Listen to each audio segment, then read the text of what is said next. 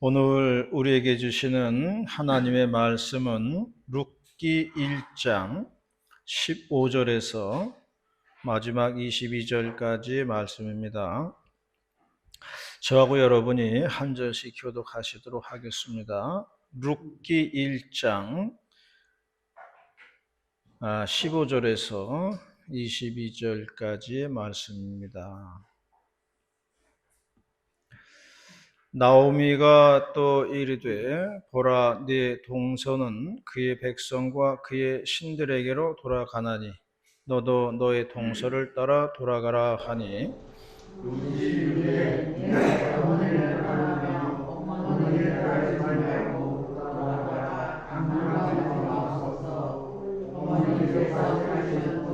나도 하고 어머니께서 머무시는 곳에서 나도 머물리나이다. 어머니의 백성이 나의 백성이 되고 어머니의 하나님이 나의 하나님이 되시니 어머니께서 죽으시는 곳에서 나도 죽어 거기 묻힐 것이라. 만일 내가 죽는 일 외에 어머니를 떠나면 여호와께서 내게 벌을 내리시고 더 내리시기를 원하나이다 하는지라. 나오미가 루시 자기와 함께 가기로 굳게 결심함을 보고 그에게 말하기를 그치니라. 이에 그 두 사람이 베들레헴까지 갔더라. 베들레헴에 이를 때에 온 성읍이 그들로 말미암아 떠들며 이르기를 이가 나오미냐 하는지라. 나오미가 그에게 이르되 나를 나오미라 부르지 말고 나를 마르라 부르라. 이는 전능자가 나를 심히 괴롭게 하셨음이로라. 내가 풍족하게 나갔더니 여호와께서 내게 비어 돌아오게 하셨느니라. 여호와께서 나를 징벌하셨고 전능자가 나를 괴롭게 하셨거늘 너희가 어찌 나를 나오미라 부르느냐 하니라.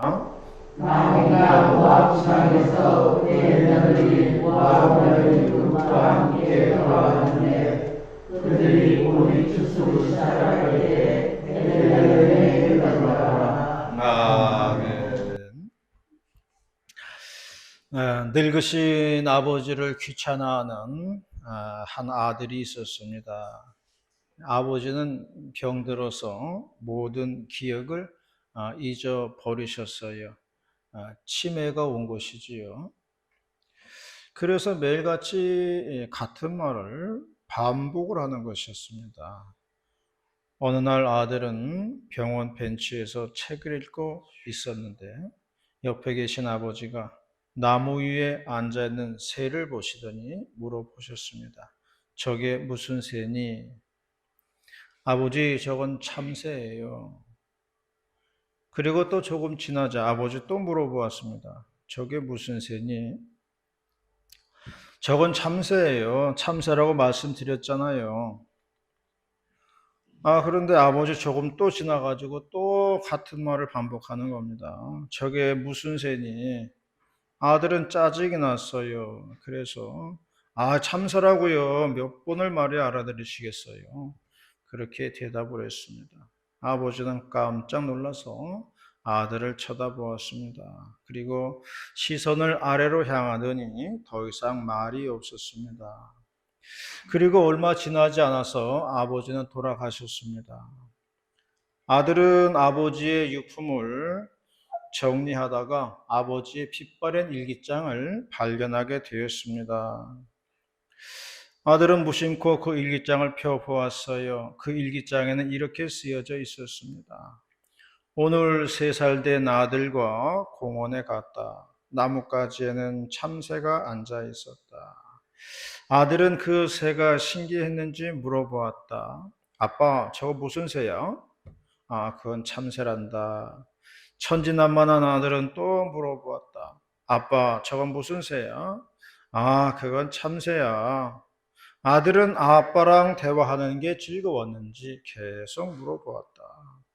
아빠, 저건 무슨 새야? 그럴 때마다 나는 참새라고 말해 주었다. 그날 아들은 나에게 20번이나 물어보았다. 아들도 즐거워했고, 나도 기분 좋은 하루였다. 그렇게 아버지의 일기장에 쓰여져 있었다는 것입니다. 오늘 추석 연휴 주간인데요. 오늘 우리에게 주어진 본문의 말씀은 시어머니인 나오미하고 며느리인 룻에 대한 이야기입니다. 오늘 우리에게 주신 본문의 말씀을 통해서 나에게 주시는 하나님의 말씀을 듣고자 합니다. 첫 번째로 말씀하는 것은 최고의 행복은 가정의 행복이다. 그렇게 말씀했습니다. 가정의 행복이 최고의 행복이라는 것을 말해주고 있습니다. 16절 말씀 다 같이 봉독하도록 하겠습니다. 16절 말씀입니다. 시작. 룻이 이르되 내게 어머니를 떠나며 어머니를 따르지 말고 따라라 강건하지 마옵소서. 어머니께서 가신 곳에 나도 가고 어머니께서 머무시는 곳에서 나도 머물겠나이다. 어머니의 백성이 나의 백성이 되고 어머니의 하나님이 나의 하나님이 되시리니. 나오미는 남편과 함께 어린 두 아들을 데리고 이스라엘을 떠나가지고 이방 땅인 모압 지방으로 이주를 했습니다. 그런데 얼마 지나지 않아가지고 남편이 죽었어요. 그래서 나오미는 두 아들을 키우면서 살았던 거예요. 그 세월이 흘러 이제 두 아들도 장성을 했어요. 그래서 두 아들이 장가를 갔지요. 그런데 이게 무슨 환란인지 그만 두 아들도 죽고 말았다는 거예요. 그 나오미는 남편도 잃었고 이제 아들 둘도 잃었습니다. 두 며느리는 남편을 잃은 거지요. 그래서 나오미가 두 며느리 앞에 놓고 그렇게 말했어요. 너희들 앞으로 앞날이 창창한데 너희들 새 출발을 하도록 해라. 그렇게 얘기한 겁니다. 제가 그 청년 시절인데요. 같이 교회에서 신앙생활하던 후배가 암에 걸린 적이 있었어요. 그때가 뭐 20대 중반 정도의 나이였던 것 같아요. 근데 암에 걸렸어요. 그래서 친한 후배하고 같이 그 집에 찾아간 적이 있어요. 병문안에 간 거죠. 근데 그 암에 걸린 후배는 병이 상당히 진전이 돼가지고 복수가 차고 있었고요. 몸에서 흐르는 그 나오는 물을 계속 닦아야 하는 그런 처지에 있었어요. 그러니까 그게 굉장히 이제 마지막까지 온 상황이었죠. 홀로 계신 어머니가 아들을 간호하고 있었습니다. 어머니가 우리를 보더니 한탄을 하시더라고요. 이 아들이 얼마 전에 장가를 갔는데 어린아이 하나를 이제 낳았다는 겁니다. 핏덩이 같은 걸 낳은 거죠. 그런데 그리고 나서 아들이 이렇게 병에 걸리고 이렇게 되었다는 거예요. 그러니까 그 며느리가 남편하고 아이를 그냥 놔두고 버려두고 떠났다는 거예요. 그러면서 그 어머니가 우리 둘 앉혀놓고 한탄을 하시더라고요. 저는 그때 그 이야기를 듣고 고민을 많이 했습니다. 과연 그 여자의 선택이 잘한 건지 아니면 잘못한 건지 이게 판단이 안 되더라고요. 아니 그럼 핏덩이를 키우면서 이제 뭐 20대 중반인데 그 핏덩이 하나 키우면서 일평생 동안 그냥 청상으로 살아야 되는 건지 아니면 애 놔두고 새 출발해야 되는 건지 이게 판단이 안 서더라고요. 뭐가 옳은 건지. 지금도 뭐가 옳은지 모르겠어요. 세상에는 이렇게 이해하지 못할 일들이 많이 있습니다. 우리가 판단하기 어려운 일들이 많이 있는 거예요. 여러분들은 어떻게 생각하시는지 모르겠어요. 저도 궁금해요. 뭐가 옳은 건지 모르겠어요. 어쨌든 본문으로 돌아와서요. 큰 며느리는 새 출발하기 위해서 떠났습니다. 그런데 작은 며느리가 룻이거든요. 룻이 말했다는 거예요. 어머니께서 가시는 곳에 나도 가고 어머니께서 머무시는 곳에 나도 머물겠습니다. 어머니 백성이 나의 백성이 되고 어머니의 하나님이 나의 하나님이 될 것입니다. 그렇게 말을 했다는 거예요. 며느리의 아름다운 신앙 고백입니다. 이방 여인인데 이러한 하나님을 고백하게 되더라는 거죠. 이런 집안이라면요, 어떤 어려움이 닥쳐도 다 헤쳐나갈 수가 있는 겁니다. 예전에 시찰 수련회를 설악산으로 간 적이 있어요. 설악산에는 온천이 하나 있더라고요. 거기에 갔더니만 사람들은 뭐 거의 없고 아버지하고 아들하고 둘이 목욕을 하고 있었어요. 근데 아버지는 한 70대 한 후반 정도 되셨고 아들은 한 40대 중반 정도 된 것 같아요. 근데 아들이 아버지의 몸을 이렇게 닦아주고 있는 것이었어요. 보니까 아버지는 몸이 불편하신 것 같더라고요. 몸이 불편해 보였어요. 그러니까 아들이 목욕을 시켜드리는 거예요. 그 모습을 보면서 그런 생각이 들더라고요. 30년, 40년 전만 해도 입장이 바뀌었을 거라고 생각이 되더라고요. 저 아버지가 저 아들의 목욕을 시켜주지 않았을까? 당연하겠죠. 30년 전, 40년 전으로 돌아가면은 그 몸 아픈 아버지가 어린 아들을 시켜 주었을 겁니다. 그런데 이제는 시간이 흘러가지고 아들이 아버지의 목욕을 시켜드리는 처지가 되었습니다. 시간이, 세월이 이렇게 모든 걸 다 바꿔놓는 거지요.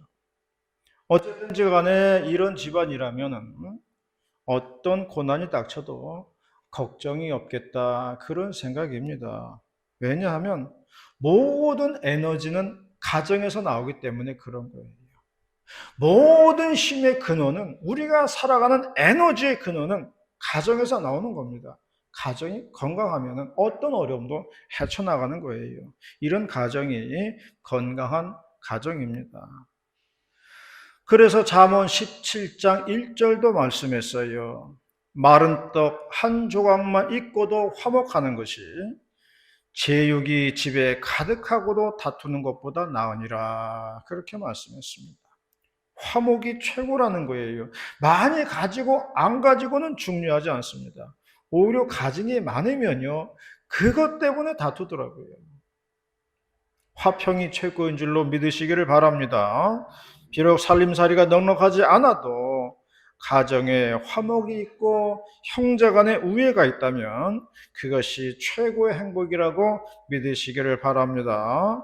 그런 우리 모두의 그런 행복한 주의 가정들이 다 되시기를 바라겠습니다.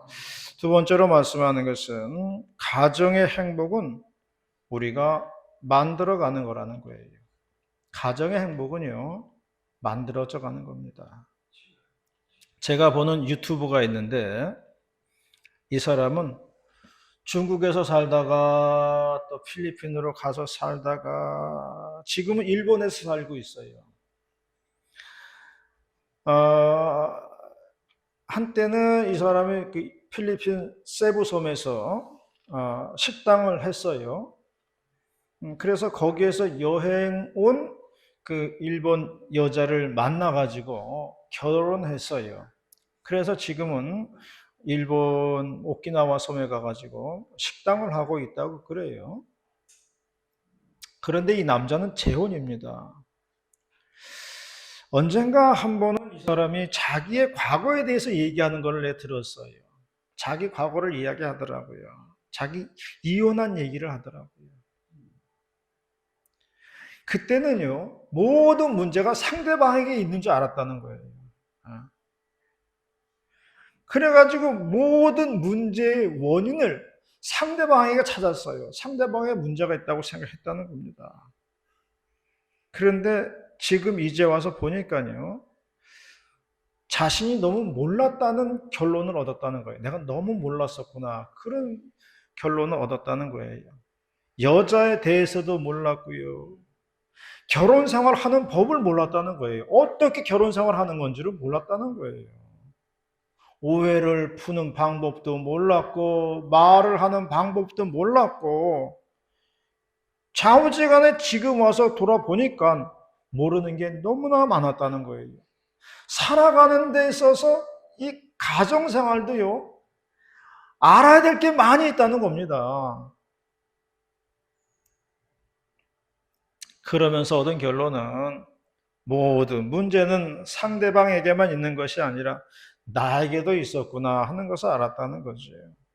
그러면서 하는 말이, 만약 누가 이런 문제에 대해서 상담을 한다면, 이런 가정의 갈등 문제로 상담하게 된다면 그렇게 좀 얘기해 주라는 거예요. 야, 지금 남편이 그래도 최고야. 좋은 사람이야. 너 그만한 사람 없어. 지금 있는 아내가 최고야. 그만한 아내 없다. 너 지금 배부른 소리 하고 있는 거야. 어디 가서 그런 남자 만날래? 어디 가서 너 그런 아내 만날래? 이렇게 얘기해 주라는 거예요. 그런 식으로 말하면은 격려가 된다는 겁니다. 그 말이 위로가 된다는 그런 이야기를 하더라고요. 히브리서 13장 4절은 말씀했습니다. 모든 사람은 결혼을 귀히 여기고 침소를 더럽히지 않게 하라. 그렇게 말씀했어요. 이 말은 가정의 행복이라고 하는 것은 당사자들이 지켜야 한다는 것을 말해주고 있는 거예요. 행복한 가정을 이루기 위해서는요, 지켜야 할 것들이 많습니다. 그래서 고린도전서 13장의 찬양 가사처럼 사랑은 언제나 오래 참는 것이고요. 사랑은 언제나 온유한 것이고요. 사랑은 시기하지 않는 것이고요. 사랑은 자랑도 교만도 아니한다고 말씀을 했습니다. 가정의 행복을 유지하기 위해서는 많은 노력과 수고가 있어야 한다는 것을 말해주고 있는 거예요. 저의 동기 목사님 중 한 분은 상가교회 했다가 또는 안 되니까 또 어디 부목사로 갔다가 다시 또 나와서 개척교회 했다가 지금은 어느 작은 교회에 부임한 그런 목사님이 계세요. 근데 교회가 이제 어려우니까 생활비를 못 드려요. 잘 못 드려요. 그러니까 시간이 날 때 알바를 하면서 이제 투잡을 뛰어요. 그러니 뭐 고생이죠. 힘들지요. 근데 이 부부는 정말 특이한 게 부부 금술은 그렇게 좋더라고요. 어디 가서 이제 사진을 찍으면은 꼭 이 부부가 꼭 끌어안고 이렇게 막 찍더라고요. 꽃밭에서 찍는다. 그러면 꽃을 앞에 두고 아주 이렇게 폼을 가면서 아주 이렇게 막, 찍는 것을 볼 수가 있어요. 아니, 이게 신혼 때야. 한창 열정이 있을 때야 그게 좀 그런 건 가능하겠지만은, 이 나이 먹어가지고 그렇게 하는 게 쉽지가 않잖아요. 그런데 이 나이 먹어서도 그렇게 아주 끌어안고 찍고 붙잡고 찍고 막 그러더라고요. 그래서 제가 말하기를, 야, 목사님은 성공한 사람이다. 그렇게 얘기했어요. 당신은 성공한 사람이에요. 그랬습니다. 부부간에 화목하고 가족간에 화평하면 그게 성공이지 뭐가 성공이에요. 세상적으로 성공해야 되는 건가요? 세상적인 성공은요, 행복을 보장하지 않습니다. 성공해가지고, 세상적으로 성공해가지고 불행한 케이스도 많이 있는 거예요. 그러므로 가정의 행복을 지키는 것이 가장 큰 성공인 줄로 믿으시기를 바랍니다. 행복은 만들어가는 것이고 지켜가는 것이에요. 거기에는 많은 이해와 노력들이 들어갑니다. 양보와 용서도 들어가는 거고요. 넓은 마음과 아량도 필요한 거예요. 가정의 행복을 지킨다는 것은 뭐 그렇게 간단한 게 아니에요. 쉬운 게 아닙니다. 가정의 행복은 가족들이 서로 만들어 간다는 것을 잊지 마시기를 바랍니다. 바닷가에 유람선이 있는데 유람선 타고 잘 가다가 갑자기 파도가 막 세차게 몰아치니까 배가 막 뒤집혀 다 죽을 지경이 되었어요. 긴급하게 이제 무전을 쳤어요. 그래서 헬기가 구조하기 위해서 왔습니다. 헬기가 따와가지고 밧줄을 내려주는 거예요. 그러니까 갑판 위에 있는 사람들이 다 이제 밧줄을 매달린 거예요. 이 여자 한 명이 먼저 이렇게 붙잡고, 그 다음에 이제 남자가 10명이 계속 줄줄이 이제 밧줄을 붙잡은 겁니다. 그 헬기는 이제 뜨기 시작하는 거죠. 그래서 11명이 밧줄을 잡았어요. 그때 헬기에서 소리치는 것이었습니다. 여기 정원이 10명입니다. 10명이기 때문에 한 분은 내리셔야 됩니다. 10명만 탈 수 있습니다. 한 명은 밧줄을 놓으시기 바랍니다. 그랬어요. 그런데 아무도 밧줄을 안 놓는 거예요. 놓으면 죽으니까. 그때 여자가 그러는 겁니다.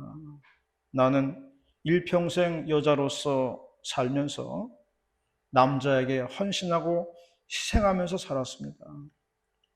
여기 남자 10명이 살 수 있다면 제가 밧줄을 놓겠습니다. 그랬어요. 그러니까 그 말 들은 남자들이요, 기분이 좋았습니다. 그래서 좋다고 박수 치다가 다 떨어져 죽었다는 거예요.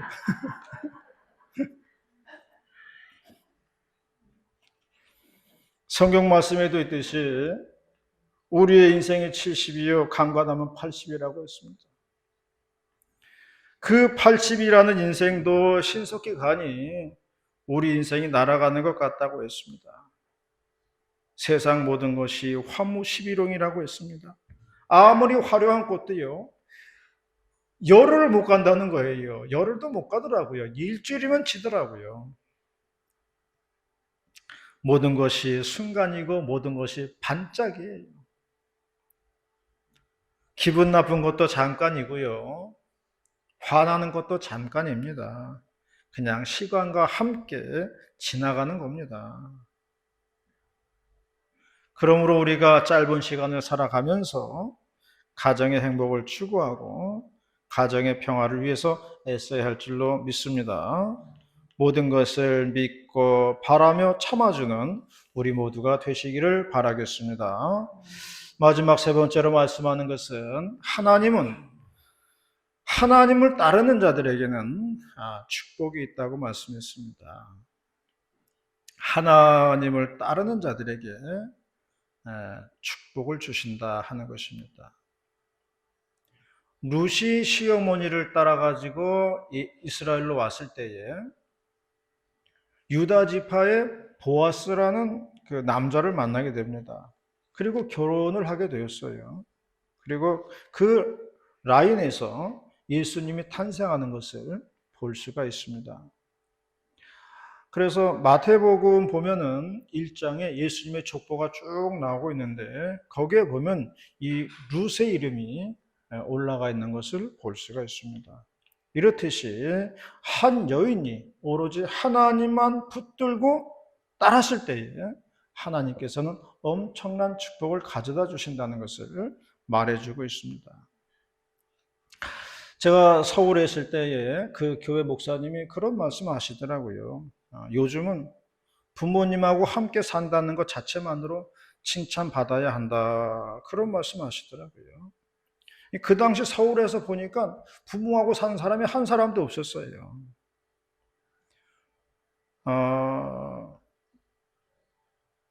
그런데 제가 김포 내려와서 보니까 그때는 대부분의 사람들이 다 부모님 모시고 사시더라고요.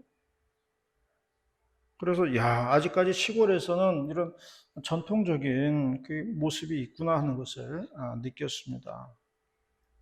한 집안에 함께 산다는 것, 그 자체만으로도 칭찬으로 마땅하다는 거예요.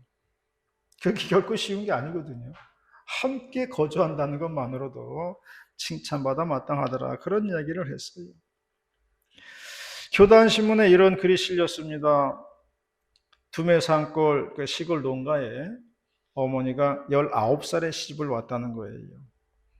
근데 어머니가 나물 캐러 가던 어느 날 눈이 침침하다고 하시더니만 앞에 안 보이는 그 시각장애인이 되셨다는 거예요. 그리고 나서 이제 슬하에 3남매를 두셨어요. 그러니까 이 어머니는 자식들 얼굴을 본 적이 없는 거죠. 그런데 생활을 하시는 거 보면은 엄마가 시각장애인이라는 생각이 하나도 안 들었다고 그래요. 왜냐하면 음식도 잘 하시고 엄동설안에는 얼음을 깨서 빨래도 하시고 우물에서 물을 길어가지고 머리에 이고 오시고 바느질도 잘 하셨다고 그래요. 그래서 삼남매는 크면서도 어머니가 시각장애인인 줄 몰랐다는 거예요. 어머니가 이제 실명이 되신 뒤에 몇 번 자살을 시도했지만은 실패를 했다는 거예요. 그러자 동네 분이 어느 분이 교회를 좀 다녀보라고 권유를 해가지고 그때부터 교회를 다니게 되었다는 겁니다. 그래서 이때부터 가족들이 이제 신앙생활을 하게 된 거예요. 형님은 초등학교 6년 동안을 수석을 하였다고 그래요. 그런데 집안이 가난하니까 중학교에 진학은 못했다고 그래요. 나중에는 그 시골 교회에 지금 장로님이 되셨다고 그래요. 누님은 권사님이 되셨고 이 막내인 이분이 이제 목사님이 된 거예요. 어머니는 돌아가시는 날까지 새벽기도 하시다가 3일 동안 입원하시고서 하늘나라에 가셨다는 겁니다. 그분은 글을 맺으면서 이렇게 말했어요. 어머니는 세상을 떠나셨지만 우리 교회에는 많은 어머니들이 계시다. 하나님이 내게 주신 어머니들이다. 어머니를 모시듯 섬기며 살아야 하겠다. 그렇게 글을 맺는 것을 볼 수가 있습니다. 하나님의 약속은 땅에서 잘 되고 장수한다는 약속입니다. 저는 그런 생각을 해요. 젊어서는 고생을 좀 해도 괜찮다고 생각을 해요. 하지만 늙어서 고생하면 안 된다고 생각합니다. 그러므로 우리가 인생에 있어서 마지막에 받는 복이 있어야 돼요. 이 세상을 떠날 때 우리가 병상에만 누워있다 가면은 불행할 것 같아요. 그래서 우리는 인생 마지막 타임을 위해서도 우리가 기도해야 하는 것입니다.